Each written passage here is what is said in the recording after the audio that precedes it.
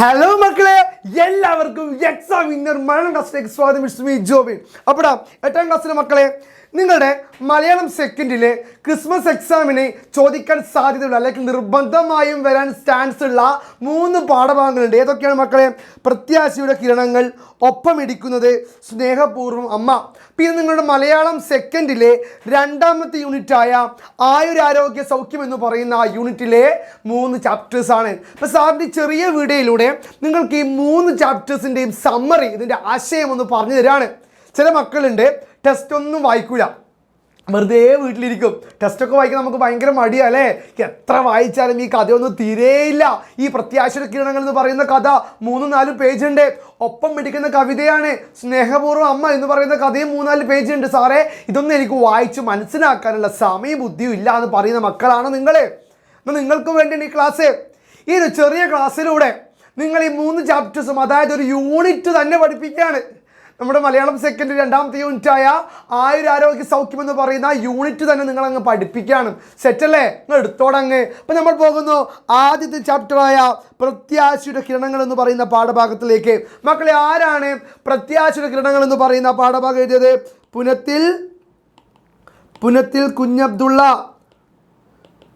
പുനത്തിൽ കുഞ്ഞബ്ദുള്ളയുടേതാണ് മനോഹരമായ പാഠഭാഗമായ ഏത് മക്കളെ? പ്രത്യാശയുടെ കിരണങ്ങൾ. ഒരു ഡോക്ടറിൻ്റെയും രോഗിയുടെയും ജീവിതത്തിലൂടെ പ്രത്യാശ, ജീവിതത്തിലെ വിശ്വാസങ്ങൾ നഷ്ടപ്പെട്ട മക്കളെ, പ്രത്യാശ എന്ന വാക്കിൻ്റെ അർത്ഥം എന്താ മക്കളെ? വിശ്വാസം. കിരണം എന്ന് പറഞ്ഞാൽ സൂര്യവെളിച്ചം. നമുക്കിവിടെ വെളിച്ചം, പ്രകാശം എന്ന് പറയാം. അപ്പോൾ വിശ്വാസത്തിൻ്റെ പ്രകാശം, ജീവിതം നഷ്ടപ്പെട്ടു എന്ന് തോന്നുന്നിടത്ത് വിശ്വാസത്തിൻ്റെ പ്രകാശം തരുന്ന പാഠഭാഗമാണിത്. തീരാതെ ആരോഗ്യത്തിൻ്റെ പ്രാധാന്യം, അതാണ് പ്രധാനം അല്ലേ? രോഗം വന്ന് താൻ മരിച്ചു പോകുമെന്ന് ഭയക്കുന്ന ശിപ്പായിയുടെയും രോഗമില്ലാത്തതിൻ്റെ പേരിൽ സങ്കടപ്പെടുന്ന ധനികൻ ലാലയുടെയും കഥാപാത്രത്തിലൂടെ ഇവർ 2 പേരെ ചികിത്സിക്കുന്ന ഡോക്ടർ സന്ത്കുമാർ എന്ന് പറയുന്ന കഥാപാത്രത്തിലൂടെയും സഞ്ചരിക്കുന്ന മനോഹരമായ കഥയാണ് ഏത് മക്കളെ? നമ്മുടെ പ്രത്യാശയുടെ കിരണങ്ങൾ. നമുക്ക് ഈ ചാപ്റ്റർ ഒന്ന് സെറ്റാക്കിയാലോ? നോക്കാം. ഈ ചാപ്റ്ററിൻ്റെ ഈ കഥ പഠിക്കുമ്പോൾ പ്രധാനപ്പെട്ടത് എഴുത്തുകാരൻ്റെ പേരാണ്. നമ്മൾ പഠിച്ചു, പുനത്തിൽ കുഞ്ഞബ്ദുള്ള. പിന്നെ തലക്കെട്ടിൻ്റെ പ്രാധാന്യം, പ്രത്യാശയുടെ കിരണങ്ങൾ. പ്രത്യാശ എന്ന വാക്കിൻ്റെ അർത്ഥം വിശ്വാസം, കിരണം വെളിച്ചം. അപ്പോൾ വിശ്വാസത്തിൻ്റെ പ്രകാശം കൊടുക്കുന്ന പാഠഭാഗമാണ്. പ്രധാന കഥാപാത്രങ്ങൾ ഡോക്ടർ സന്ത്കുമാർ, ശിപ്പായി അല്ലെ, ദരിദ്രൻ, ധനികനായ ദലാല. ഈ 3 കഥാപാത്രത്തിലൂടെയാണ് ഈ കഥ കടന്നു പോകുന്നത്. അപ്പം നോക്കാം. പുനത്തിൽ കുഞ്ഞബ്ദുള്ളയുടെ മരുന്ന് എന്ന കഥ 2 വ്യത്യസ്ത സ്വഭാവങ്ങളുള്ള കഥാപാത്രങ്ങളിലൂടെയാണ് കടന്നു പോകുന്നത് അല്ലേ? മരുന്ന് എന്ന് പറയുന്ന കഥാസമാഹാരത്തിലെ പുനത്തിൽ കുഞ്ഞബ്ദുള്ളയുടെ മനോഹരമായ കഥയാണ് ഏത് മക്കളെ? നമ്മുടെ പ്രത്യാശയുടെ കിരണങ്ങൾ. ഈ കഥ 2 വ്യത്യസ്ത സ്വഭാവമുള്ള കഥാപാത്രങ്ങളിലൂടെയാണ് കടന്നു പോകുന്നത്. ഒരെളിയവനും സത്യസന്ധനുമായ ഒരു ശിപ്പായി, മറ്റേത് ധനമുള്ളവനും ശ്രദ്ധ പിടിച്ചു പറ്റുന്നതിൽ ഉത്സവനുമായ ഒരു വ്യാജരോഗി. 2 പേരും, ദരിദ്രൻ, പണമില്ലാത്തവൻ, തൻ്റെ കുടുംബത്തോട് അതിഭേദ്യമായ സ്നേഹമുള്ള കഥാപാത്രമായ ആര്? നമ്മുടെ ധനികൻ. ഈ ദരിദ്രൻ. ഈ കഥാപാത്രത്തിലൂടെ നമ്മുടെ കഥ മുന്നോട്ട് പോകുന്നു. പിന്നെയോ ധനികൻ ലാലയിലൂടെയും കഥ മുന്നോട്ട് പോകുന്നു. ഈ കഥ സമ്പത്തിൻ്റെയും ദാരിദ്ര്യത്തിൻ്റെയും പശ്ചാത്തലത്തിൽ സമൂഹത്തിലെ അസമത്വങ്ങളെയും ഇരട്ടത്താപ്പുകളെയും കാഴ്ചവെക്കുന്നു. അതായത് അസമത്വങ്ങൾ. എന്താ അസമത്വ? ദരിദ്രനും ധനികനും തമ്മിലുള്ള വ്യത്യാസം അല്ലേ? ധനികനും ദരിദ്രനും തമ്മിലുള്ള വ്യത്യാസമാണ് ഈ പാഠഭാഗം പറയണേ. തൻ്റെ കുടുംബത്തിന് വേണ്ടി സ്വയം തന്നെ സമർപ്പിച്ച ശിപ്പായി ഒരു ഭാഗത്ത്, ദരിദ്രൻ. ശിപ്പായി എന്ന് വെച്ചാൽ പ്യൂണ്, കൈക്കൂലി വാങ്ങാത്ത ഈശ്വരഭക്തനായ ഒരു ജോലിക്കാരനാണ് ശിപ്പായി. തനിക്ക് കിട്ടുന്ന ശമ്പളം തൻ്റെ കുടുംബത്തിന് പോലും കൊടുക്കാനും വകയില്ലാത്ത അദ്ദേഹം പോഷകാഹാരങ്ങൾ കഴിക്കുന്നില്ല. പിന്നെ കലശലായ ക്ഷീണമായി വരുന്നു. ഇപ്പോൾ പാല് കുടിക്കാറുണ്ടോ, മുട്ട തിന്നാറുണ്ടോ എന്ന ചോദ്യത്തിന്, അല്ലെങ്കിൽ ഇറച്ചി കഴിക്കാറുണ്ടോ എന്ന ചോദ്യത്തിന് ഒന്നുമില്ല എന്ന് പറയുമ്പോൾ സന്ത്കുമാർ ചോദിക്കുക, താനൊരു പുല്ലെങ്കിലും തിന്നാറുണ്ടോ എന്ന്. അതിലൂടെ ഈ ദരിദ്രനായ വ്യക്തിയുടെ ജീവിത അവസ്ഥകൾ നമുക്ക് കാണാൻ സാധിക്കും അല്ലേ? ഇന്ന് ധനികനോ കൈ നിറയെ മോതിരങ്ങൾ, ചെവിയിൽ എന്തിന് സ്വർണത്തിൻ്റെ കടുക്കൻ, നല്ല തടിച്ച കൊഴുത്ത ശരീരം. അദ്ദേഹം പണത്തിൻ്റെ ഒരു പവറിൽ ജീവിക്കുന്ന ആളാണ്.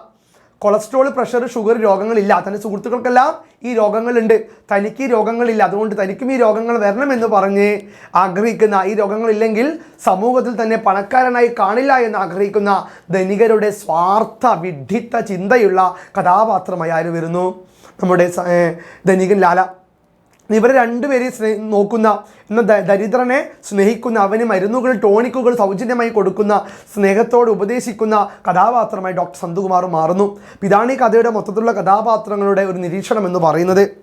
ഈ കഥ തമാശാപൂരിതമായ ഒരു അനുഭവം മാത്രമല്ല, മറിച്ച് സമ്പന്നർക്കും പാവപ്പെട്ടവർക്കും ഇടയിലെ വ്യത്യസ്ത സമീപനങ്ങളെ സാമൂഹികമായി കടുപ്പിച്ച വിമർശനാത്മകമായ ഒരു ദർശനമാണ്. സമൂഹത്തിലെ വ്യത്യസ്തകരമായ കാഴ്ചപ്പാടുകളെ സംഭാവന ചെയ്യുകയാണ് ഈ കഥ ചെയ്യുന്നത്. പ്രത്യേകിച്ചും ആരോഗ്യപരമായ പരിചരണത്തിൽ പോലും, ആരോഗ്യത്തിലുള്ള പല കാര്യങ്ങളിലും ഈ കഥ നമുക്ക് പല കാര്യങ്ങളും വ്യക്തമാക്കുന്നു. ധനികനും ദരിദ്രനുള്ളിയും അല്ലേ, ധനികൻ ഒരുപാട് പണമുള്ള വ്യക്തിയാണ്, എന്നാൽ ദരിദ്രൻ ലാലയോ സമ്പന്നതയില്ലാത്ത ഒരു പാവപ്പെട്ട കഥാപാത്രമാണ്. ഒരാൾ കുടുംബത്തിന് വേണ്ടി ജീവിക്കുന്നു, ധനികന് തനിക്ക് വേണ്ടി തൻ്റെ സമ്പത്തിൽ ഒരു ആത്മാർത്ഥമായി സാമർഥ്യമായി ജീവിക്കുന്ന കഥാപാത്രമായി മാറുന്നു. കഥയുടെ ആദ്യ ഭാഗം ഒരു യാഥാസ്ഥിതിക രൂപത്തിലാണ്. ശാരീരികവും മാനസികവുമായ ക്ഷീണത്തിൽ കഴിയുന്ന ഒരു സാധാരണ ചിപ്പായിയാണ് ആദ്യ രോഗി അല്ലേ. മാനസികവും ശാരീരികവുമായ ക്ഷീണത്തിൽ കഴിയുന്ന ഒരു രോഗി അല്ലെ, കൈക്കൂലി വാങ്ങാത്ത കലശലായ ക്ഷീണം അനുഭവിക്കുന്ന കഥാപാത്രമാണ് നമ്മൾ രോഗി എന്ന് പറയുവൻ. കൈക്കൂലി വാങ്ങാത്ത വിശ്വാസമുള്ളവൻ, കൈക്കൂലി വാങ്ങാത്ത ഈശ്വര വിശ്വാസമുള്ള കഥാപാത്രമാണ് നമ്മുടെ ഈ രോഗി എന്ന് പറയുന്ന, ശിപ്പായി എന്ന് പറയുന്ന ഈ ദരിദ്രൻ. ആരോഗ്യ സംരക്ഷണ സംവിധാനത്തിൽ അവൻ അനുഭവിക്കുന്ന നിവൃത്തികേടുകളും അവഗണനയും കഥ കേന്ദ്രീകരിക്കുന്നു അല്ലേ. ആരോഗ്യമില്ലാത്ത, പോഷക ആഹാരത്തിന് കുറവ്, തനിക്ക് കിട്ടുന്ന ശമ്പളം തൻ്റെ അച്ഛനും അമ്മക്കും ഭാര്യയ്ക്കും മക്കൾക്കും കൊടുക്കുന്നത്. ഇദ്ദേഹം പാലുമുട്ട പോലും കഴിക്കുന്നത്. അത്രയും തൻ്റെ ജീവിതത്തിൽ ദാരിദ്ര്യം കഷ്ടപ്പാടുകൾ ഏറ്റുവാങ്ങുന്ന കഥാപാത്രമായി ദരിദ്രൻ ശിപ്പായി മാറുന്നു. അവൻ്റെ ദുരിതം കേട്ടപ്പോഴും ഡോക്ടർ സന്തുകുമാറിൽ ആദ്യം കാണുന്ന പ്രതികരണം പരിഹാസവും അഹിഷ്ണുതയുമായിരുന്നു അല്ലേ. ഡോക്ടർ സന്തുകുമാറിന് ആദ്യം ഈ ദരിദ്രനോട് പരിഹാസമാണ് വന്നത്. താൻ മുട്ട കഴിക്കാറുണ്ടോ, പാല് കുടിക്കാറുണ്ടോ, ഇറച്ചി കഴിക്കാറുണ്ടോ ചോദിച്ചപ്പോൾ ഇതൊന്നും ഇല്ല എന്ന് പറഞ്ഞപ്പോൾ താൻ പുല്ലെങ്കിലും കഴിക്കാറുണ്ടോ ചോദിച്ചു അല്ലേ. ഇതിലൂടെ ആ രോഗിയെ ആദ്യം സന്തുകുമാർ വിമർശിക്കുന്നു. പക്ഷേ രോഗിയുടെ അവസ്ഥ കണ്ടപ്പോൾ സ്നേഹത്തോടെ പരിചരിക്കുന്ന, ഹൃദയത്തിൽ നന്മയും വിശുദ്ധിയുമുള്ള ഒരു ഡോക്ടറെ നമുക്ക് കാണാൻ സാധിക്കുന്നു. ഡോക്ടറുടെ ഭാവം പിന്നീട് സ്നേഹത്തിലേക്കും കരുണയിലേക്കും മാറുന്നു. ഈ ദരിദ്രനായ വ്യക്തിയുടെ ജീവിതാവസ്ഥ അറിയുമ്പോൾ ഡോക്ടറുടെ ഭാവം സ്നേഹത്തിലേക്കും കരുണയിലേക്കും മാറുകയാണ് മക്കളെ ചെയ്യുന്നത്. ശരിയായ ചികിത്സ അല്ലെങ്കിലും മരുന്ന് നൽകേണ്ട അവസ്ഥയില്ലെങ്കിലും പോഷകാഹാരക്കുറവാണ് രോഗം അല്ലേ. പോഷകാഹാരക്കുറവാണ് ഈ രോഗം. അത് നല്ല ഭക്ഷണം കഴിച്ചാലേ നമുക്ക് ഈ രോഗമൊക്കെ മാറ്റാൻ പറ്റൂ. അതുകൊണ്ട് പോഷകാഹാരക്കുറവാണ് നമ്മുടെ ദരിദ്രം നേരിടുന്ന ഏറ്റവും വലിയ പ്രശ്നം. അതിനാൽ ഡോക്ടർ സപ്ലിമെൻറ്റുകളും ടോണിക്കുമാണ് നൽകുക. അപ്പോൾ ടോണിക്കും മരുന്നുകളൊക്കെ ആർക്ക് നൽകി? ഡോക്ടർ സന്തുകുമാരെ നമ്മുടെ പ്രിയപ്പെട്ട രോഗിയായ ദരിദ്രൻ നൽകി. ആത്മീയ പിന്തുണയ്ക്കും ശാരീരിക സംരക്ഷണത്തിനും അടിയന്തരമായി വേണ്ടത്.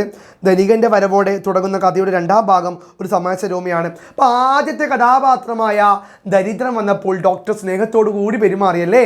മരുന്നും ടോണിക്കൊക്കെ കൊടുത്തു. ഇനി ജോലിയിൽ ശ്രദ്ധ വേണം, ആരോഗ്യം ശ്രദ്ധിക്കണം, ഫയലുകളൊക്കെ കൃത്യമായി എത്തിക്കണം ഒക്കെ പറഞ്ഞ് ഉപദേശിച്ച് നമ്മുടെ ദരിദ്രനെ വിട്ടു. ഇനിയാണ് കഥയിൽ ചിരി പടർത്തുന്ന ഒരു കഥാപാത്രമായ ധനികൻ ലാല വരുന്നത്. തടിച്ചു കൊഴുത്ത് 5 വിരൽ നിറയെ മോതിരങ്ങളുമായി സ്വർണ്ണമാലകളുമായി അദ്ദേഹം വരുന്നു. അദ്ദേഹത്തിൻ്റെ വരവോടുകൂടി കഥ ഒരു തമാശ രൂപത്തിലേക്ക് മാറുകയാണ്. ഡോക്ടർ സന്തുകുമാറിൻ്റെ അടുത്തേക്ക് ഒരുവൻ കൂടി വരുന്നു. ധനവും ആഡംബരവുമുള്ള സ്ഥിരം രോഗി. രാസപരിശോധനകളും സ്കാനിങ്ങുകളും മരുന്നുകളുമൊക്കെ അവൻ്റെ ആവശ്യങ്ങളാണ്. എന്തൊക്കെ മക്കളെ? രാസപരിശോധന, മെഡിക്കൽ ടെസ്റ്റ് വേണം, സ്കാനിങ് വേണം, മരുന്നുകളൊക്കെ വേണം. ഇതൊക്കെ ഉണ്ടായാൽ മാത്രമേ സമൂഹത്തിൽ തന്നെ പണക്കാരനായി അംഗീകരിക്കുക എന്ന ചിന്തയായിരുന്നു ആർക്ക്? നമ്മുടെ ധനികൻ ലാലയ്ക്ക്. ശരീരത്തിൽ യാതൊരു രോഗലക്ഷണവും ഇല്ലെങ്കിലും ധനികരായ സുഹൃത്തുക്കൾ ആഢ്യത്തോടെ പറയുന്ന പ്രമേഹവും മറ്റും തനിക്ക് വരണമെന്നും ആഗ്രഹിക്കുകയും സുഹൃത്തുക്കളെപ്പോലെ തന്നെ മരുന്നുകൾ കഴിക്കണം, അതുവഴി ആരോഗ്യവും സംരക്ഷിക്കണമെന്നതാണ് അവൻ്റെ ലക്ഷ്യം. ഒരുപാട് മരുന്നുകൾ കഴിക്കണം, ഷുഗറും കൊളസ്ട്രോളും പ്രഷറും എല്ലാം തനിക്ക് വേണമെന്ന് ആഗ്രഹിക്കുന്ന ഒരു പണക്കാരൻ്റെ സ്വാർത്ഥത, വിഡ്ഢിത്തം നമുക്ക് ഈ കഥാപാത്രത്തിൽ കാണാൻ സാധിക്കും മക്കളെ. അവൻ്റെ സംഭാഷണവും കോമാളിത്തവും കൊണ്ട് കഥ തമാശയോടെയും വിമർശനത്തോടെയും മുന്നേറുന്നു അല്ലേ. തമാശയിലൂടെ കോമാളിത്തരത്തോടുകൂടി ഈ കഥ മുന്നോട്ടേക്ക് നീങ്ങുകയാണ്. ദുരിതം അനുഭവിക്കുന്നവർക്ക് പോഷക ആഹാരവും മരുന്നും കിട്ടാൻ ബുദ്ധിമുട്ടാണ്. അതേസമയം വെറും വ്യാജരോഗങ്ങൾ ഉള്ളവർക്ക് കൂടി സേവനങ്ങൾ ലഭിക്കുന്നു അല്ലേ. ദുരിതം അനുഭവിക്കുന്നവർക്ക് പോഷക ആഹാരവും മരുന്നും കിട്ടാൻ ബുദ്ധിമുട്ടാണ്. ഈ ദുരിതം അനുഭവിക്കുന്നവർ എപ്പോഴും ദുരിതം അനുഭവിച്ചുകൊണ്ടിരിക്കുക. അവർക്ക് പണമില്ല, പക്ഷെ ധനികന് പണമുണ്ട്, അവനെ ഒരുപാട് കാര്യങ്ങൾ ചെയ്യാൻ സാധിക്കും. അതേസമയം വെറും വ്യാജരോഗങ്ങൾ ഉള്ളവർക്ക് കൂടി സേവനങ്ങൾ ലഭിക്കുന്നു. വ്യാജരോഗങ്ങൾ ഉള്ളവർക്ക് സേവനങ്ങൾ, അതായത് ഒരു രോഗവും ഇല്ലാത്ത പണക്കാർക്ക് പോലും ഡോക്ടറുടെ സഹായം ലഭിക്കുന്നു. എല്ലാ രോഗമുള്ള പാവപ്പെട്ടവർക്ക്, സമ്പത്തില്ലാത്തവർക്ക് ഒരു സേവനവും ലഭിക്കുന്നില്ലെന്നതാണ് ഇവിടെ പ്രകടമായി കാണാൻ സാധിക്കുക. സമൂഹത്തിലെ രണ്ടു തട്ടിൽ കിടക്കുന്ന ജനതയെ പരിചയപ്പെടുത്തുകയും അവയെ തിരിച്ചറിയാത്ത സമ്പന്നർക്കു നേരെയുള്ള വിമർശനവുമാണ് കഥയുടെ ഭാവം. അതായത് രണ്ട് കഥാപാത്രത്തിലൂടെയും ഇവിടെ വ്യക്തമാക്കുന്നത് സമൂഹത്തിൽ ദുരന്തങ്ങൾ അനുഭവിക്കുന്ന ഒരു പാവപ്പെട്ടവനെയും എല്ലാ സുഖവുമുള്ള ഒരു പണക്കാരൻ്റെ അവസ്ഥയുമാണ്. ഇവരുടെ വ്യത്യസ്തങ്ങളായ ജീവിത സാഹചര്യങ്ങളാണ് പാവപ്പെട്ടവനും പണക്കാരനും തമ്മിലുള്ള ആരോഗ്യ പ്രശ്നങ്ങൾ, അവരുടെ കഷ്ടപ്പാടുകളെല്ലാം ഈ കഥയിൽ വ്യക്തമാക്കുന്നു. നിസ്വാർത്ഥ സേവനത്തിനും ത്യാഗത്തിനും അംഗീകാരം ലഭിക്കാൻ സമൂഹമാണ് നമ്മുടെ ജനമുള്ള സത്യവും എഴുത്തുകാരൻ നമ്മളിലേക്ക് കൊണ്ടുവരുന്നു. മരുന്ന് എന്ന കഥയിൽ പുനത്തിൽ കുഞ്ഞബ്ദുള്ള ഹാസ്യത്തിൻ്റെ മറക്കുട ചിരിച്ചു പിടിച്ച് സാമാന്യ മനുഷ്യൻ്റെയും ധനികൻ്റെയും വ്യത്യസ്തങ്ങളായ ജീവിതങ്ങളും അവർക്കുള്ള ചികിത്സാ രീതിയുടെയും വ്യത്യാസങ്ങളും വിജയകരമായി ആവിഷ്കരിക്കുന്നു. അല്ലേ, ധനികനും ദരിദ്രനും തമ്മിലുള്ള, പാവപ്പെട്ടവനും പണക്കാരനും തമ്മിലുള്ള വ്യത്യസ്തകരമായ ജീവിത സാഹചര്യങ്ങൾ നമുക്ക് മുന്നിൽ അവതരിപ്പിക്കുകയാണ് ഈ കഥയിലൂടെ പുനത്തിൽ കുഞ്ഞബ്ദുള്ള. ജീവിത യാഥാർത്ഥ്യങ്ങൾ സൂക്ഷ്മമായി നിരീക്ഷിച്ച് വലിയ സാമൂഹ്യ പാഠങ്ങൾ നൽകുന്ന ഈ ചെറുകഥ ആനുകാലിക പ്രസക്തിയും നിരന്തര ചിന്താവിഷയമാണ്. അല്ലേ, ആനുകാലിക പ്രസക്തി, ചിന്താവിഷയം, ഇന്നത്തെ കാലത്ത് വലിയ പ്രസക്തിയുള്ള, വലിയ പ്രാധാന്യമുള്ള ദരിദ്രനും ധനികനും തമ്മിലുള്ള വ്യത്യാസം, രോഗമുള്ളവനും ഇല്ലാത്തവനും തമ്മിലുള്ള വ്യത്യാസം, എല്ലാത്തിനെയും ഇന്നത്തെ കാലത്തെ കച്ചവടത്തിലൂടെ മാത്രം കാണുന്ന സമൂഹത്തെക്കുറിച്ചും ആരോഗ്യത്തിൻ്റെ പ്രാധാന്യത്തെക്കുറിച്ചും പാവപ്പെട്ടവൻ പണക്കാരൻ തമ്മിലുള്ള വ്യത്യാസത്തെക്കുറിച്ചും ഒക്കെ മനോഹരമായി ചർച്ച ചെയ്യുന്ന ധനികൻ ലാലയും ദരിദ്ര ശിപ്പായിയും ഡോക്ടർ സന്തുകുമാറും കഥാപാത്രങ്ങളായി വരുന്ന ഒരു മനോഹരമായ കഥയാണ് മക്കളെ നമ്മുടെ മക്കളെ പ്രത്യാശയുടെ കിരണങ്ങൾ. ഈ പാഠഭാഗത്തിൽ ധനികൻ ലാലയും പിന്നെ ആരാ മക്കളെ ഈ ദരിദ്രനും ഡോക്ടർ സന്തുകുമാർ എന്നീ 3 കഥാപാത്രങ്ങളുടെയും ഒരു കഥാപാത്ര നിരൂപണം ചോദിക്കാൻ സാധ്യതയുണ്ട്, അല്ലെങ്കിൽ സ്വഭാവ സവിശേഷതകൾ. ഇതിൽ ഏറ്റവും പ്രധാനം ധനികൻ ലാല എന്ന് പറയുന്ന കഥാപാത്രമായിരിക്കാം. ഓക്കെ, അപ്പോൾ ഇതൊക്കെ നിങ്ങൾ പഠിച്ചു പോയാൽ ഈ പാഠഭാഗം സെറ്റായി. ഈ പാഠം ക്ലിയർ അല്ലേ? റെഡി? ഇനി നമ്മൾ പോകുന്നു അടുത്ത ചാപ്റ്ററിലേക്ക്. ഒപ്പമിടിക്കുന്നത്, അല്ലേ, ഒപ്പമിടിക്കും. മലയാളത്തിലെ പ്രിയപ്പെട്ട കവി അയ്യപ്പ പണിക്കരുടേതാണ് ഈ കവിത, ഒപ്പമിടിക്കുന്നത്. അയ്യപ്പ പണിക്കർ ആരാണ് മക്കളെ ഒപ്പമിടിക്കുക? അല്ലെ, എന്നെ ഇടിച്ചാൽ ഞാനും ഇടിക്കും എന്നാണോ? അല്ല, ഒപ്പമിടിക്കുന്നത് ആരാ മക്കൾ? ഇവിടെ ഹൃദയമാണ്. നമ്മുടെ ഹൃദയമാണ് ഇവിടെ ഒപ്പമിടിക്കുന്നത്. നമ്മുടെ ഹൃദയം, ഹാർട്ട് അല്ലേ, എൻ്റെ പുന്നാരെ, നീ എൻ്റെ പുന്നാരെ ആടാ, എൻ്റെ ഹൃദയമാണ് എന്ന് പറയല്ലേ. ഹൃദയത്തിന് പല വിശേഷങ്ങളുണ്ട്. സ്നേഹം, പ്രണയം എല്ലാം തന്നെ ഹൃദയത്തിലാണ് ചെന്ന് വീഴുക. അപ്പം ഇതേ ഹൃദയം ആരോഗ്യ പ്രശ്നം അനുഭവിക്കുന്നുണ്ടെങ്കിലോ, നമുക്കറിയാം ഒരുപാട് ആൾക്കാർ ഹാർട്ട് അറ്റാക്ക് വന്നിട്ടാണ് മരിക്കുക, ഹൃദയസ്തംഭനം. കാരണം എന്താ? വ്യായാമമില്ല, കൊളസ്ട്രോളില്ല, ഭക്ഷണം കഴിക്കുന്നു, പൊരിച്ചതും കരിച്ചതും ഒക്കെ അല്ലേ. അപ്പോൾ നമ്മൾ ആരോഗ്യത്തെ ശ്രദ്ധിക്കുന്നില്ല. അപ്പോൾ ആരോഗ്യത്തിൻ്റെ പ്രാധാന്യം വ്യക്തമാക്കുന്ന യൂണിറ്റാണ് ആയുരാരോഗ്യ സൗഖ്യം എന്ന് പറയുന്ന മലയാളം സെക്കൻഡിൽ 8ാം ക്ലാസ്സിലെ മലയാളം സെക്കൻഡിലെ യൂണിറ്റ് 2. അപ്പോൾ ഇതിലെ 2ാമത്തെ ചാപ്റ്ററായ ഒപ്പമിടിക്കുന്നത് എന്ന കവിതയിൽ ആരോഗ്യത്തിൻ്റെ പ്രാധാന്യത്തെക്കുറിച്ച് പറയാണ്. അല്ലേ, നമ്മുടെ പ്രിയപ്പെട്ട കവി അയ്യപ്പ പണിക്കർ ഹൃദയത്തോട് ചോദിക്കുകയാണ്, എന്താ നീ പഴയ പോലെ ഇടിക്കാത്തതെന്ന്. അപ്പോൾ ഹൃദയം പറഞ്ഞു, നിനക്ക് ഇപ്പോഴെങ്കിലും ചോദിക്കാൻ തോന്നിയല്ലോ, ഒരുപാട് കാലമായില്ലേ, ഒരു കിളിക്കുട്ടിയെ പോലെ, ഒരു കിളിക്കൂട് പോലെ ഞാൻ നിൻ്റെ ഉള്ളിൽ കിടന്ന് ഇടിക്കുന്നു. എനിക്കിപ്പോൾ വയ്യ, എനിക്ക് വയസ്സായി, ഞാൻ കുറേ ദിവസമായി ഇതോടും, നീ വ്യായാമം ചെയ്യുന്നില്ല, നീ അധ്വാനിക്കുന്നില്ല, നീ എന്നെ കൊല്ലാൻ പോവുകയാണ്. ഹൃദയം പറയാണ്, അവസാനം എനിക്കാവുന്നവരെ ഞാൻ പൊരുതും, ചിലപ്പോൾ ഞാൻ മരിച്ചു വീഴും, അതുവരെ നീ പൊരുതണോട്ടോ എന്ന് കവിയോട് ഹൃദയം പറഞ്ഞു. അവസാനം ആരോഗ്യം സംരക്ഷിക്കേണ്ടതിൻ്റെ പ്രാധാന്യത്തെക്കുറിച്ച് കവിയോട് ഹൃദയം പറഞ്ഞപ്പോൾ കവി തിരിച്ചറിയാണ് തൻ്റെ ആത്മാർത്ഥ സുഹൃത്ത് ഹൃദയമായിരുന്നു. താൻ കരഞ്ഞപ്പോൾ, താൻ വേദനിച്ചപ്പോൾ, തരുണ സൗഖ്യങ്ങൾ തടവി നിന്നെന്നാണെന്ന് വരിയുണ്ട്. തരുണ സൗഖ്യം, യൗവനത്തിൻ്റെ, ചെറുപ്പത്തിൻ്റെ സുഖം, ഇതൊക്കെ അനുഭവിച്ചപ്പോൾ, ലഹരി ഉപയോഗിച്ചപ്പോൾ, കരിച്ചതും പൊരിച്ചതുമായ ഫാസ്റ്റ് ഫുഡ്, ജങ്ക് ഫുഡ് കഴിച്ചപ്പോൾ ഒക്കെ ഞാൻ നിൻ്റെ കൂടെ ഉണ്ടായിരുന്നു. ഇനി എനിക്കതിന് പറ്റുമെന്ന് അറിയില്ല, ഞാൻ ഇതാ വീഴാനായിരിക്കുന്നു എന്ന് ഹൃദയം കവിയോട് പറയുന്നെങ്കിൽ നീ ആരോഗ്യം ശ്രദ്ധിക്കണമെന്ന് കവിയോട് ഹൃദയം ഓർമ്മപ്പെടുത്തി. അപ്പോൾ കവി പറയാണ്, ശരി, എനിക്ക് ഒരേ സുഹൃത്താണ് നീ, ഞാൻ നിൻ്റെ വാക്കുകൾ മാനിക്കുന്നു എന്ന് പറയുന്നു. ഒരേ സമയം ആരോഗ്യത്തിൻ്റെ പ്രാധാന്യവും അതേപോലെ ഹൃദയം പോലെ നമ്മുടെ കൂടെ നിന്ന് ഇടിക്കുന്ന ഒരുപാട് മനുഷ്യന്മാരാണ്, അച്ഛൻ, അമ്മ, നല്ല സുഹൃത്തുക്കൾ, ഇവരെക്കുറിച്ചൊക്കെ വ്യക്തമാക്കുന്ന മനോഹരമായ കവിതയാണ് അയ്യപ്പ പണിക്കരുടെ പകലുകളും രാത്രികളും എന്ന് പറയുന്ന കവിതാ സമാഹാരത്തിലെ ഒപ്പം ഇടിക്കുന്ന കവിത. സെറ്റല്ലേ? ഈ കവിത പഠിച്ചാലോ? അയ്യപ്പ പണിക്കരുടെ പകലുകളും രാത്രികളും എന്ന കവിത ഹൃദയത്തെ ഒരു ജീവിച്ചിരിക്കുന്ന, ചിന്തിക്കുന്ന, അനുഭവിക്കുന്ന മനുഷ്യനാക്കിയുള്ള ആലോചനാപൂർണമായ കാവ്യസൃഷ്ടിയാണ്. ഇപ്പോൾ ഹൃദയത്തിൻ്റെ ഒരു വ്യത്യസ്തമായ ഒരു ആവിഷ്കാരമാണ് ഈ കവിത. മനുഷ്യൻ്റെ ജീവിതയാത്രയിൽ ഹൃദയം അനുഭവിക്കുന്ന സുഖദുഃഖങ്ങൾ, ഹൃദയം അനുഭവിക്കുന്ന നമ്മുടെ ഹൃദയമല്ലേ നമ്മുടെ ആരോഗ്യത്തെ. മക്കളെ, ഹൃദയത്തിൻ്റെ പ്രവർത്തി ടൈം എത്ര? 24/7. നമ്മൾ ഉറങ്ങുമ്പോഴും ഹൃദയം ഇങ്ങനെ ഇടിച്ചുകൊണ്ട് നിൽക്കുക. ഒരു മിനിറ്റിൽ 72 പ്രാവശ്യം ഹൃദയം ഇടിക്കും അല്ലേ? അപ്പോൾ മനുഷ്യൻ്റെ ജീവിതയാത്രയിൽ ഹൃദയം അനുഭവിക്കുന്ന സുഖദുഃഖങ്ങൾ, അതിൻ്റെ ക്ഷീണം, പ്രതീക്ഷ, നന്ദി എന്നിവ കവിതയിൽ ആത്മീയമായ സ്വഭാവത്തിൽ അവതരിപ്പിക്കുന്നു. ഇപ്പോൾ ആത്മീയമായ രീതി, ദൈവത്തോട് ചേർന്ന രീതിയിലാണ് കവിതയിൽ ഹൃദയത്തെ കവി അടയാളപ്പെടുത്തുന്നത്. ജീവിതത്തിൻ്റെ ഛന്ദസ്സാണ് ഹൃദയതാളം. കവിതയുടെ തുടക്കത്തിൽ തന്നെ കവി ഹൃദയതാളത്തെ സുഖദുഃഖങ്ങളുടെ മറുമൊഴി എന്ന് വിശേഷിപ്പിക്കുന്നു. അതായത് ജീവിതത്തിൽ അനുഭവിക്കുന്ന എല്ലാ അനുഭവങ്ങളുടെയും പ്രതികരണമാണ് ഹൃദയത്തിൻ്റെ തുടിപ്പുകൾ. ഇപ്പോൾ ഹൃദയത്തെ ഇങ്ങനെ ഒരു ഹൃദയത്തിൻ്റെ തുടിപ്പായി മാറ്റുകയാണ്. നമ്മൾ ആരോഗ്യത്തെ നശിപ്പിക്കുമ്പോൾ ഹൃദയം ഇങ്ങനെ നമ്മുടെ കൂടെ തന്നെയുണ്ട്, നമ്മെ ഓർമ്മപ്പെടുത്താണ്. ആരോഗ്യത്തെ നശിപ്പിക്കരുത്, വ്യായാമം ചെയ്യടാ, നിങ്ങൾ നല്ല ഭക്ഷണം കഴിക്കടാ, ഈ കരിച്ചതും പൊരിച്ചതുമായ ഷവർമയും മന്തി അൽഫാമൊന്നും നിർത്ത്, നല്ല ദോശയും ചോറും കഞ്ഞിയും പയറൊക്കെ ഒന്ന് കഴിക്കടാ, എന്നെ ഒന്ന് രക്ഷപ്പെടുത്തു എന്ന് ഹൃദയം കവിയോട് പറഞ്ഞുകൊണ്ട് നിൽക്കുക. അപ്പം ആരോഗ്യത്തിൻ്റെ പ്രാധാന്യം, ഹൃദയത്തിൻ്റെ പ്രാധാന്യമാണ് ഹൃദയം ഒപ്പം ഇടിക്കുന്നു എന്ന് കവിതയിൽ കവിയോട് പറയുന്നത്. അതായത് ജീവിതത്തിൽ അനുഭവപ്പെടുന്ന എല്ലാ അനുഭവങ്ങളുടെയും പ്രതികരണമാണ് ഹൃദയത്തിൻ്റെ തുടിപ്പുകൾ. ഹൃദയം മരിക്കുന്ന നിമിഷം വരെ ഈ താളം നിലനിൽക്കുന്നു. അതിൽ ഒരു ആത്മനാദമുണ്ട്, ജീവിതത്തിൻ്റെതായ സംഗീതമുണ്ട്. അതിനാൽ ഹൃദയം മനുഷ്യൻ്റെ ഉള്ളിലെ ജീവരാഗമാകുന്നു അല്ലേ? ഹൃദയം മരിച്ചു വീഴുന്നത് വരെ മനുഷ്യൻ്റെ ഉള്ളിൽ കിടന്നടിച്ചുകൊണ്ടേയിരിക്കും. ഇതാ ഞാൻ മരിച്ചു വീഴുന്നു, ഞാൻ നിൻ്റെ ഉള്ളിൽ തന്നെയുണ്ട്. മരിച്ചു വീഴുന്നത് വരെ ഹൃദയം മനുഷ്യൻ്റെ ഉള്ളിൽ എല്ലാ കഷ്ടപ്പാടുകളും ഏറ്റുവാങ്ങുന്നു. അവസാനം ഹൃദയം ഓർമ്മപ്പെടുത്തുകയാണ്, ഇതാ ഞാൻ വീഴായിരിക്കുന്നു, നീ ആരോഗ്യം ശ്രദ്ധിക്കടാ എന്ന് പറയുന്നു. കവിതയിൽ കവി തൻ്റെ ഹൃദയവുമായി നേരിട്ട് ഏകാന്ത സംഭാഷണം നടത്തുന്നു. കവിതയിൽ കവി ഹൃദയവുമായിട്ട് സംസാരിക്കുകയാണ്. ഹൃദയം എന്തേ നീ പഴയ പോലെ ഇടിക്കാത്തതെന്ന് കവി ചോദിക്കുമ്പോൾ ഹൃദയം പറയാൻ, ഒരുപാട് നാളായില്ലേ, കൂട്ടിലേക്ക് കിളിയെപ്പോലെ ഞാൻ നിൻ്റെ ഉള്ളിൽ ഇടിച്ചുകൊണ്ടിരിക്കുന്നു, ഇപ്പോൾ എനിക്ക് വയ്യ, ഞാൻ മടുത്തിരിക്കുന്നു, നീ ഒന്ന് ആരോഗ്യം ശ്രദ്ധിക്കട എന്ന് ഹൃദയം തിരിച്ച് കവിയോട് പറയാണ്.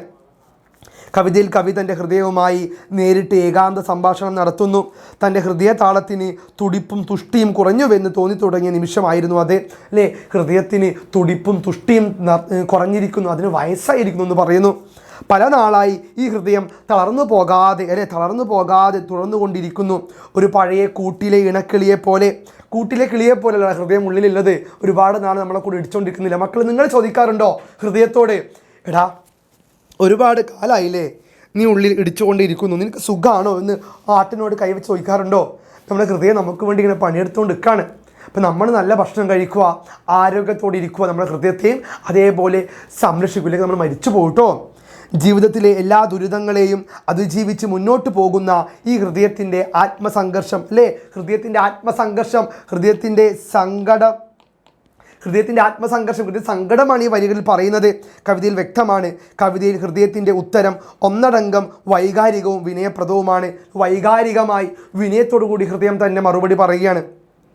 താൻ ഇതുവരെ കൂടെ നിന്നത് ഓർമ്മിപ്പിക്കുകയും കഴിവിനൊത്ത് ഇനിയും തുടരുമെന്നും പറയുന്ന ഹൃദയം അതിൻ്റെ പരിമിതികളെയും ഓർമ്മിപ്പിക്കുന്നു അല്ലേ? ഞാൻ നിൻ്റെ കൂടെ തന്നെ ഉണ്ടാവും, ഞാൻ നിനക്ക് വേണ്ടി ഇനിയും ഒരുപാട് കാലം ഇടിച്ചുകൊണ്ടിരിക്കും, പക്ഷേ നീ ആരോഗ്യം ശ്രദ്ധിക്കണമെന്നുകൂടി കവിയോട് ഹൃദയം ഓർമ്മപ്പെടുത്തുകയാണ്. കവിതയുടെ അവസാന ഭാഗങ്ങളിൽ കവി ഹൃദയത്തിൻ്റെ കാര്യക്ഷമതയ്ക്കും ധൈര്യത്തിനും നന്ദി പറയും. അവസാനം കവി ഹൃദയത്തോട് നന്ദി പറയാണ്. എടാ, നീ എൻ്റെ കൂടെ ഒരുപാട് നാൾ നിന്നില്ലേ, ഒരുപാട് നന്ദി ഉണ്ട് കേട്ടോ, താങ്ക്സ് ഉണ്ട്, നീ എൻ്റെ കൂടെ ഒരുപാട് നാളെ ഇടിച്ചു നിന്നു, ഞാൻ മരിച്ചു വീഴാതെ നീ എന്നെ കാത്തു നിന്നു. അവസാനം കവി തിരിച്ചറിയുന്നു തൻ്റെ ഒരു ആത്മാർത്ഥ സുഹൃത്ത് ഈ ഹൃദയമാണ് എന്ന്. ഹൃദയത്തിന് കവി നന്ദി പറയാണ്. മക്കളെ, കവിതയുടെ അവസാന ഭാഗങ്ങളിൽ കവി ഹൃദയത്തിൻ്റെ കാര്യക്ഷമതയ്ക്കും ധൈര്യത്തിനും നന്ദി പറയുന്നു. ഒരുപക്ഷെ ഹൃദയം മുടങ്ങാനുള്ള കാലം അടുത്ത് വരികയാണെന്ന് ബോധമുണ്ടെങ്കിലും അതിൻ്റെ ഓരോ മിടിപ്പും കവി ഒരു അനുഗ്രഹമായി കാണുന്നു. ഒരു ദിവസം ഈ ഹൃദയം ഇടിക്കുന്നു നിർത്തും, കവി മരിച്ചു വീഴും, പക്ഷേ അതുവരെ ഹൃദയം തൻ്റെ കൂടെ തന്നെ ഉണ്ടായിരുന്നു, തനിക്ക് വേണ്ടി ഇടിച്ചുകൊണ്ടിരുന്നു എന്ന കാര്യത്തിൽ കവി ഹൃദയത്തിന് നന്ദി പറയാണ്. ജീവിതകാലം മുഴുവൻ കൂടെ നിന്ന് ഒരു സ്നേഹിതനായി കവി ഹൃദയത്തെ വിലയിരുത്തുന്നു. താൻ എൻ്റെ ജീവിതകാലം മുഴുവൻ എൻ്റെ കൂടെ നിന്നില്ലേ, എൻ്റെ സ്നേഹിതനാണ് ഹൃദയമേ നീ എന്ന് കവി തിരിച്ചറിയുകയാണ്. അങ്ങ് കവി ഹൃദയത്തിന് നന്ദി പറയുകയാണ്. അതിനാൽ തന്നെ ഹൃദയത്തെ ഒരേ ഒരു സുഹൃത്തായി കവി അഭിസംബോധന ചെയ്യുന്നു. മക്കളെ, ഒരേ ഒരു സുഹൃത്തായി ഹൃദയത്തെ കവി ഒരേ ഒരു സുഹൃത്തായി കാണുകയാണ്. എൻ്റെ ആത്മാർത്ഥ സുഹൃത്തായി ഹൃദയത്തെ കവി കാണുകയാണ് കവിതയിൽ. പകലുകൾ രാത്രികൾ എന്ന കവിതാ സമാഹാരത്തിലെ മനുഷ്യൻ തൻ്റെ ഉള്ളിലെ ഹൃദയത്തോടുള്ള ആത്മസാക്ഷാത്കാരത്തിൻ്റെ പ്രതീകമാണ്. ഇപ്പോൾ ഹൃദയം മനുഷ്യനോട് പറയുന്ന കാര്യങ്ങൾ, ആരോഗ്യം ശ്രദ്ധിക്കണമെന്ന് ഹൃദയം പറയുന്ന കാര്യങ്ങളാണ് ഈ കവിതയിൽ അടയാളപ്പെടുത്തുന്നത്. ജീവിതം എന്ന ദുരിത സമുദ്രത്തിൽ കുനിഞ്ഞു നിൽക്കുന്ന ഹൃദയത്തിന് കവി നന്ദിയോടെ വിട പറയുന്നു. കവി ഹൃദയത്തിന് വിട പറയുകയാണ്. നീ എനിക്ക് വേണ്ടി ഒരുപാട് കാലം മടിച്ചില്ലേ, എന്ന് ഞാൻ ശ്രദ്ധിച്ചോളാം എന്ന് കവി ഹൃദയത്തോട് നന്ദി പറയുകയാണ്. ഹൃദയത്തിൻ്റെ തുടിപ്പ് തന്നെയാണ് ജീവിതം തന്നെ, അല്ലേ? ഹൃദയത്തിൻ്റെ തുടിപ്പ് തന്നെയാണ് നമ്മുടെ ജീവിതം. എത്രയൊക്കെ ആഗ്രഹിച്ചാലും ഒരുപാട് പണം സമ്പാദിച്ചാലും ഈ ഇടിച്ചുകൊണ്ടിരിക്കുന്ന ഈ സാധനം, ഈ ഹൃദയം ഒരു ദിവസം ഇടിക്കാണ്ടായാൽ നമ്മുടെ പരിപാടി മൊത്തം തീർന്നില്ലേ? അതുകൊണ്ട് ഹൃദയത്തെ നമ്മൾ ഒരുപാട് സ്നേഹിക്കണം, അതിനെ സംരക്ഷിക്കണമെന്ന്, നമ്മുടെ ആരോഗ്യത്തെ നമ്മൾ ശ്രദ്ധിക്കണമെന്ന് പറയുന്ന പാഠഭാഗമാണ് ഒപ്പം ഇടിക്കുന്ന കവിത. തുടിപ്പ് തന്നെയാണ് ജീവിതം തന്നെ, അതിൻ്റെ വിശേഷതയും അതിജീവന പാഠവുമാണ് ഈ കവിതയിൽ ആഴത്തിൽ അനാവൃതമാണ്. അതുകൊണ്ട് തന്നെ ആരോഗ്യത്തിൻ്റെ പ്രാധാന്യം ജീവിതത്തിൽ ഹൃദയം നമ്മെ ഓർപ്പിക്കുന്നത് തന്നെയാണ്. ഒരുപാട് കാലം നമ്മുടെ കൂടെ ഉണ്ടായിരുന്ന ഹൃദയം ഒരു ദിവസം ഇടിക്കാതായാൽ നമ്മൾ സൈഡാവും, അല്ലേ? അപ്പോൾ ആരോഗ്യത്തിൻ്റെ പ്രാധാന്യമാണ് ഈ ഒരു പാഠഭാഗം നമ്മോട് പറയുന്നത്. ഒരുപക്ഷെ ഹൃദയത്തെപ്പോലെ തന്നെ മറ്റു ഓരോ അവയവങ്ങളും നമുക്ക് വേണ്ടി ചലിച്ചവയാണ്. മറ്റ് അവയവങ്ങൾ, നമ്മുടെ കരൾ, വൃക്ക, പിന്നെ മക്കളെ നമ്മുടെ ശ്വാസകോശം സ്പോഞ്ച് പോലെയാണെന്നൊക്കെ കേട്ടിട്ടേ. കരൾ, വൃക്ക, ശ്വാസകോശം, പിന്നെ കണ്ണ്, തലച്ചോറ്, ഒരുപാട് അവയവങ്ങളില്ല, തീരെയില്ല. ഇത്തരം നമ്മൾ അവയവങ്ങളൊക്കെ തന്നെ നമ്മൾ സംരക്ഷിക്കേണ്ടതായിട്ടുണ്ട്. നല്ല ആരോഗ്യപരമായ വ്യായാമം ചെയ്തുകൊണ്ടുള്ള നല്ല ഭക്ഷണം കഴിച്ചുള്ള ജീവിതം നമ്മൾ കൊണ്ടുപോകേണ്ടതെന്നൊക്കെ നമ്മൾ ഉറപ്പിക്കുകയാണ് ഈ പാഠഭാഗം. അവയവങ്ങൾ നമുക്ക് വേണ്ടി ചലിച്ചവയാണ്, എന്നാൽ നാം വേണ്ടത് അവയെ കണ്ടിരുന്നുവോ എന്ന് ചിന്തിക്കാൻ പ്രേരിപ്പിക്കുന്ന കവിതയാണിത്. നമുക്ക് വേണ്ടി നമ്മുടെ കൂടെ ഉണ്ടായിരുന്ന നമ്മുടെ ഹൃദയത്തെയും അവയവങ്ങളെയും നമ്മളും അതേപോലെ സൂക്ഷിക്കുന്നുണ്ടോ എന്നൊരു ഓർമ്മപ്പെടുത്തൽ കൂടി ഈ കവിത നമുക്ക് തരുന്നത്. അതുകൊണ്ട് തന്നെ ആരോഗ്യം സംരക്ഷിക്കേണ്ട പ്രാധാന്യത്തെയാണ് ഈ പാഠഭാഗം ഒപ്പം ഇടിക്കുന്നു എന്ന കവിതയിലൂടെ അയ്യപ്പ പണിക്ക് നമുക്ക് വേണ്ടി പരിചയപ്പെടുത്തുന്നത്. നമ്മൾ പഠിക്കാൻ പോകുന്നത് സ്നേഹപൂർവ്വം അമ്മ. ആരാ മക്കൾ എഴുതിയത്? സുഗതകുമാരി, അല്ലേ? സുഗതകുമാരി ടീച്ചറുടെ മനോഹരമായ കത്തിൻ്റെ മാതൃകയിലുള്ള കഥയാണ് ഏത്? സ്നേഹപൂർവ്വം അമ്മ. ഒരു മകന് തൻ്റെ അമ്മ അയക്കുന്ന കത്താണ്. ലഹരി മരുന്ന് ഉപയോഗിച്ച് ഭ്രാന്തനായി തീർന്ന 18 വയസ്സുകാരൻ, മെലിഞ്ഞ് ചുരുണ്ട മുടിയൊക്കെയായി, കണ്ണൊക്കെ ഉള്ളോട്ട് കുഴിഞ്ഞ്, നഖമൊക്കെ വളർത്തി ഒന്ന് അലറുന്ന കാന്താര അലറുന്ന പോലെ ഒന്ന് അലറുമല്ലേ കാന്താര, അതേപോലെ ഭ്രാന്തനായി അലറുന്ന, ലഹരി മരുന്ന് ഉപയോഗിച്ച് എഞ്ചിനീയറിംഗ് കോളേജിൽ മെറിറ്റിൽ ഗവൺമെൻറ് കോളേജ് സീറ്റ് വാങ്ങി അവിടെ പാട്ടൊക്കെ പാടുന്ന മിടുക്കനായ പയ്യൻ ലഹരിയുടെ ഉപയോഗത്താൽ ഭ്രാന്തനായി മാറുന്നു, മാനസിക രോഗിയായി മാറുന്നു. ആ വ്യക്തിയെ കണ്ടപ്പോഴുള്ള അമ്മയുടെ അനുഭവം മകനെ അറിയിക്കുകയാണ്. മകനെ, ലഹരി മരുന്ന് ഉപയോഗിക്കരുത്, നാടിനും നാട്ടുകാർക്കും വീട്ടുകാർക്കും നല്ല മോനായി ജീവിക്കണമെന്ന് അമ്മ മകനെ ഉപദേശിക്കുന്ന തരത്തിൽ സുഗതകുമാരി നമ്മളെല്ലാവരും ഉപദേശിക്കുന്ന തരത്തിൽ എഴുതിയ കഥയാണ്, കത്തിൻ്റെ രൂപത്തിലുള്ള കഥയാണ് സ്നേഹപൂർവ്വം അമ്മ. സെറ്റല്ലേ? നമുക്ക് ഈ കഥയൊന്ന് പെട്ടെന്ന് വായിക്കാം. പ്രശസ്ത എഴുത്തുകാരിയായ സുഗതകുമാരി എഴുതിയ ഈ ലേഖനത്തിൽ ലഹരി മരുന്നുകളും മദ്യവും പിടിച്ചെടുത്ത് നശിക്കപ്പെടുന്ന യുവജനത്തെക്കുറിച്ചുള്ള അതീവ അനുഭാവപൂർവമായ ഒരു ആഹ്വാനമാണ് ഉദ്ബോധിപ്പിക്കുന്നത്. ലഹരി മരുന്നുകളും മദ്യവും പിടിച്ചെടുത്ത് നശിക്കപ്പെടുന്ന യുവജനങ്ങളെക്കുറിച്ച് ഈ പാഠഭാഗത്തിൽ പറഞ്ഞു. 18 വയസ്സ് മാത്രമേ പയ്യനുള്ളൂ, അല്ലേ? എഞ്ചിനീയറിംഗ് കോളേജിൽ പഠിക്കുന്നത്. അവൻ ലഹരി മരുന്ന് ഉപയോഗിച്ചു. നമ്മൾ പഠിക്കുന്ന പയ്യനാണ്, പക്ഷെ ലഹരി മരുന്ന് ഉപയോഗിച്ചവൻ മാനസിക രോഗിയായി തീർന്നു. അതുകൊണ്ട് ലഹരി മരുന്ന് ഉപയോഗിക്കാൻ പാടില്ല എന്ന് എൻ്റെ മക്കളോടും ചെറുപ്പക്കാരോടൊക്കെ പറയാൻ എഴുത്തുകാരി ഈ പാഠഭാഗത്തിലൂടെ. മാനസിക ആകുലതയും അമ്മമാരുടെ ഭീതിയും ഉൾക്കൊള്ളുന്ന കടന്നുപോകുന്ന കാലത്തിൻ്റെ ഒരു ഉദാഹരണ പ്രതിച്ഛായയാണ് മേഘം വന്ന് തൊട്ടപ്പോൾ എന്ന ലേഖനം നമുക്ക് നൽകുമ്പോൾ. മേഘം വന്ന് തൊട്ടപ്പോൾ എന്ന ലേഖനത്തിലെ ഒരു ഭാഗമാണ് ഏത് മക്കളെ? സ്നേഹപൂർവ്വം അമ്മ എന്ന് പറയുന്ന കഥ. ഒരു അമ്മ തൻ്റെ മകൻ എഴുതി അയക്കുന്ന കത്ത് എന്ന രൂപത്തിലൂടെ അത് പ്രകടമാകുന്നു. തൻ്റെ അമ്മ മകൻ അയക്കുന്ന കത്ത് എന്ന പോലെയാണ് ഈ ഒരു പാഠഭാഗം നമുക്ക് പഠിക്കാനുള്ളത്. മഹാനഗരത്തിൽ തനിച്ചായാണ് കുഞ്ഞുമോൻ താമസിക്കുന്നത്. അല്ലെങ്കിൽ ഈ അമ്മയുടെ മകൻ ഒരു നഗരത്തിൽ തനിച്ചാണ്. അതുകൊണ്ട് തന്നെ മദ്യവും മയക്കുമരുന്നൊക്കെ ഉപയോഗിക്കാൻ ചാൻസിന് ഒറ്റക്കാവുമ്പോൾ മാതാപിതാക്കൾ ശ്രദ്ധയൊന്നും കിട്ടൂല, അല്ലേ? അപ്പോൾ തൻ്റെ മകൻ ഇതൊന്നും ഉപയോഗിക്കാൻ പാടില്ല എന്ന് തൻ്റെ മകനെ പറഞ്ഞ് ബോധ്യപ്പെടുത്തുകയാണ് ഈ കഥയിലൂടെ അമ്മ. ഈ സാഹചര്യത്തിൽ അമ്മയുടെ മനസ്സിൽ അനുഭവപ്പെടുന്ന അനിശ്ചിതത്വവും ആശങ്കയുമാണ് ലേഖനത്തിൻ്റെ ആദ്യ ഭാഗം അടയാളപ്പെടുത്തുന്നത്. ഈ അമ്മയുടെ മനസ്സിൽ വരുന്ന സങ്കടം, ആശങ്ക, തൻ്റെ മകനും ലഹരി മരുന്ന് ഉപയോഗിക്കുമെന്ന അമ്മയുടെ ആശങ്ക ഈ കഥയിൽ കാണാം. ഈ ഭാവതീവ്രത ഉടനെ തന്നെ ഒരു സംഭവത്തിലേക്ക് നയിക്കുന്നു. സുഹൃത്തിനൊപ്പം ഒരു മാനസികാരോഗ്യ കേന്ദ്രം, അല്ലേ? സുഹൃത്തിനൊപ്പം ഒരു മാനസികാരോഗ്യ കേന്ദ്രം സന്ദർശിക്കുമ്പോൾ അവിടെ കണ്ട ഒരു 18-കാരൻ്റെ നിലവിളിയാണ് അമ്മയെ വിറപ്പിക്കുകയും ആശങ്കയിലേക്ക് എത്തിക്കുകയും ചെയ്യുന്ന ഒരു 18-കാരൻ്റെ നിലവിളി. ഒരു 18-കാരൻ കരയുകയാണ് ഇവിടെ, അല്ലേ, അമ്മേ എനിക്ക് ഭ്രാന്താണ്, ഞാൻ ലഹരി മരുന്ന് ഉപയോഗിച്ച് ഇവിടെ എത്തി എന്ന് പറയുന്ന ഒരു 18 വയസ്സുകാരൻ്റെ അവസ്ഥയാണ് ഈ കഥയിലെ പ്രതിപാദ്യ വിഷയം എന്ന് പറയുന്നത്. ആ കുഞ്ഞിൻ്റെ ശബ്ദം, അമ്മേ അമ്മേ പോകല്ലമ്മേ, അല്ലേ, അമ്മേ അമ്മേ പോകല്ലമ്മേ എന്ന് പറഞ്ഞ 18 വയസ്സുകാരൻ കരയാം. ലഹരി മരുന്ന് ഉപയോഗിച്ച് മാനസിക രോഗിയായി തീർന്ന, നല്ല പോലെ പഠിക്കുന്ന, പാട്ട് പാടുന്ന ഒരു എഞ്ചിനീയർ പയ്യനാണ് ഇവിടെ ലഹരിയുടെ പേരിൽ ഭ്രാന്തനായി തീർന്നത്. ആ അവസ്ഥ തൻ്റെ മകനും ഇല്ലാതായി ഇരിക്കട്ടെ എന്ന് പറയുകയാണ് അമ്മ കത്തിലൂടെ. അമ്മേ അമ്മേ പോവല്ലേ എന്ന അപേക്ഷ നോവോടെ അമ്മയുടെ ഹൃദയത്തെ സ്പർശിക്കുന്നു. ആ കുട്ടി തൻ്റെ മകൻ്റെ പ്രായവും മുഖഭാവവുമുള്ള അവൻ ലഹരി മരുന്നുകളുടെ പിടിയിൽപ്പെട്ട് ജീവിതത്തിൽ എല്ലാ വഴികളും നഷ്ടപ്പെട്ടു നിൽക്കുന്ന ആ കാഴ്ച അമ്മയിൽ വല്ലാത്ത അനിശ്ചിതത്വവും ആശങ്കയും ഉണ്ടാക്കുന്നു. എൻ്റെ മകൻ്റെ പ്രായമുള്ള ഒരു പയ്യനാണ്, 18 വയസ്സ് മാത്രം പ്രായമുള്ള പയ്യൻ. അവൻ ലഹരിയുടെ അടിമയായി ജീവിക്കുന്നു. അവൻ ലഹരിയുടെ അടിമയായി മരിച്ചു പോകുന്ന അവസ്ഥ എത്തിയിരിക്കുന്നു. ഈ അവസ്ഥ കണ്ടിട്ടാണ് ഈ അമ്മ കത്ത് എഴുതിയത്, മകന് ഇത് ഉപയോഗിക്കാൻ പാടില്ല എന്ന കത്ത്.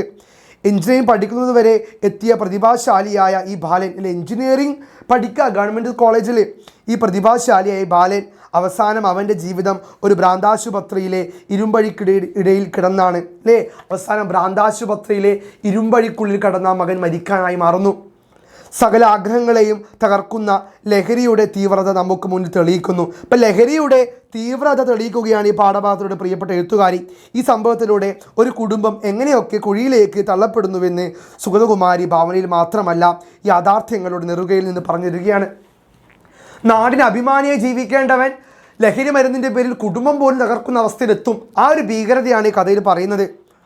പുകയിലയുടെ ഉപയോഗം, മദ്യപാനം, അല്ല മക്കളെ, പുകയിലയുടെ ഉപയോഗം, മദ്യപാനം, പിന്നീട് കഞ്ചാവും മറ്റു മയക്കുമരുന്നുകളും, ഇങ്ങനെയുള്ള ഓരോ കയറുകളും ഒടുവിൽ കഴുത്തിൽ കുടുങ്ങിയേ തീരൂ എന്ന മുന്നറിയിപ്പാണ് ഈ ലേഖനത്തിൽ ഉയരുന്നത്. അപ്പം മയക്കുമരുന്ന്, കഞ്ചാവ് തുടങ്ങിയ ലഹരി മരുന്നുകൾ ഉപയോഗിച്ചാൽ കഴുത്തിൽ കൊലക്കയർ മുറുകുന്ന അവസ്ഥയിൽ നമ്മളെത്തും. അതിൽ നിന്നൊരു മോചനം ഉണ്ടാകില്ലെന്ന് പറയുന്നു, അല്ലേ. പൊതുസമൂഹത്തിലെ സമീപനം, സാമൂഹിക വിരുദ്ധ സംഘടനകളുടെ സാമ്പത്തിക താല്പര്യങ്ങൾ, പരസ്യങ്ങളിലൂടെ ഉണ്ടാകുന്ന ബോധഭ്രമം, പരസ്യം, സാമൂഹിക വ്യക്തികളുടെ ഇടപെടൽ, ചീത്ത കൂട്ടുകെട്ട്, ഇവയൊക്കെ മൂലം നമ്മൾ ലഹരി മരുന്ന് ഉപയോഗിക്കാം. പക്ഷെ അതൊന്നും ഉപയോഗിക്കാൻ പാടില്ല എന്ന് എഴുത്തുകാരി പറയാണ്. കുട്ടികൾ ഒന്നും അറിയാതെ തുടങ്ങിയ ഒരു നേരമ്പോക്കായിരിക്കും. ആദ്യം ഹായ് ബ്യൂട്ടിഫുൾ പീപ്പിൾ വലിച്ച് കളിക്കും, അല്ലേ, പിന്നെ കുപ്പിയിലെടുത്ത് പിടിച്ച് അടിച്ച് ഹായ് ഇങ്ങനെ നടക്കും. പിന്നെ അതിന് നമ്മൾ അടിമകളായി മാറും. അത് പാടില്ല എന്ന് ലേഖനത്തിലൂടെ എഴുത്തുകാരി പറയുന്നു. ജീവൻ തന്നെ ദുരന്തത്തിലേക്ക് പിന്നീട് നയിക്കപ്പെടാം. സുഗതകുമാരി കുട്ടികളോട് ഒരു അമ്മയായും അധ്യാപികയായും സാമൂഹിക പ്രവർത്തകയും അപേക്ഷിക്കുകയാണ്. ലഹരി ഉപയോഗിക്കാൻ പാടില്ല എന്ന് പിഞ്ചു മക്കളോട് പറയാണ്. നിവർന്ന് നട്ടല്ലോടെ, അവസാനം ഈ അമ്മ കത്തിൻ്റെ അവസാനം ഈ മകൻ എഴുതാണ്, മക്കളെ, നിവർന്ന് നട്ടല്ലോടെ ഉജ്ജ്വലമായ ബുദ്ധിയോടെ ആത്മാഭിമാനത്തോടെ വളരാൻ താങ്കളുടെ സ്വന്തം നന്മയ്ക്കു വേണ്ടി മാത്രമല്ല ഒരു സമൂഹത്തിൻ്റെയും രാജ്യത്തിൻ്റെയും ഭാവിക്കു വേണ്ടി ആ പാതയെക്കുറിച്ചുള്ള ബോധതലമില്ലായ്മ ഒഴിവാക്കണമെന്നും അവർ ആഗ്രഹിക്കുന്നു. അവസാനം ഈ അമ്മ കത്തെഴുതിയാണ് ഈ കുട്ടിക്ക്, മോനെ നട്ടെല്ല് നിവർത്തി അഭിമാനത്തോടുകൂടി ബുദ്ധിയോടുകൂടി ഉജ്ജ്വലമായ അറിവോടുകൂടി നീ വളരണം. നാടിനും നാട്ടുകാർക്കും വീട്ടുകാർക്കും അഭിമാനിയായി സാമൂഹിക സേവനം ചെയ്ത് വളരണം, അല്ലേ. ലഹരി മരുന്ന് ഉപയോഗിക്കരുത്, അതിൻ്റെ ജീവിതം തകർക്കും, ഭ്രാന്തനാക്കി മാറ്റും. ഇത് എഴുത്തുകാരി നമ്മോട് പറയുന്ന വാചകം കൂടിയാണ്. ഈ അമ്മ തൻ്റെ മകൻ അയക്കുന്ന കത്ത് മാത്രമല്ല, മറിച്ച് സുഗതകുമാരി ടീച്ചർ ഒരു അമ്മയായും അധ്യാപികയായും സാമൂഹിക പ്രവർത്തകയുമായി 8ാം ക്ലാസ്സിലെ കുഞ്ഞു മക്കളോടും ഈ ജോബിൻ സാറിനോടും ബാക്കി എല്ലാ യുവജനങ്ങളോടും പറയുന്ന വാക്കാണ്, ലഹരി മരുന്ന് ഉപയോഗിക്കരുത്, ചീത്ത കൂട്ടുകെട്ടിൽ കൂടരുത്, ലോകത്തെ തകർക്കുന്ന ഇത്തരം വിപത്തുകളിൽ നിങ്ങൾ ചെന്ന് ചാടരുത്. നമ്മുടെ ബുദ്ധിയും അറിവും കഴിവും എല്ലാം ഇല്ലാതാക്കും ഈ ലഹരി. അതുകൊണ്ട് തന്നെ ഈ ലഹരി മരുന്ന് ഉപയോഗിക്കാതെ ലോകത്തിൽ അത്രയും വെളിച്ചമുള്ള ആളായി മാറുക, പഠിച്ച് മിടുക്കരായി വലിയ ജോലിയിലെത്തി വീട്ടുകാരെയും നാട്ടുകാരെയും ഒക്കെ നോക്കുന്ന നല്ല വലിയ വ്യക്തികളായി മാറുക എന്ന പാഠഭാഗത്തിൻ്റെ ആശയമാണ് സുഗതകുമാരിയുടെ സ്നേഹപൂർവ്വം അമ്മ എന്ന് പറയുന്ന കത്തിൽ നമുക്ക് കാണാൻ സാധിക്കുക. അതുകൊണ്ട് തന്നെ നമ്മളെല്ലാവരും നല്ല കുട്ടികളായി നല്ല മക്കളായി പഠിച്ച് മിടുക്കരായി തീരണമെന്ന വലിയ ആശയമാണ് ഈ പാഠഭാഗം പറയുന്നത്. അപ്പോൾ മക്കളെ, ഈ ആയുരാരോഗ്യ സൗഖ്യം എന്ന് പറയുന്ന നമ്മുടെ മലയാളം സെക്കൻഡറി 2ാമത്തെ യൂണിറ്റിൻ്റെ 3 ചാപ്റ്റേഴ്സ് ഇതൊക്കെയാണ്. പ്രത്യാശയുടെ കിരണങ്ങൾ ഒപ്പം ഇടിക്കുന്നത് സ്നേഹപൂർവ്വം അമ്മ നമ്മൾ ഡിസ്കസ് ചെയ്തു. ഉസാർക്ക് മുന്തിരിങ്ങ ഉസാർക്ക് നാരങ്ങ, അടിപൊളിയായിട്ട് നിങ്ങൾ എക്സാമിന് വേണ്ടി പ്രിപ്പയർ ചെയ്യുക. ഈ പാഠഭാഗം സെറ്റായില്ല മക്കളെ, അടിപൊളി. It's me Jobin from exam winner. Bye bye.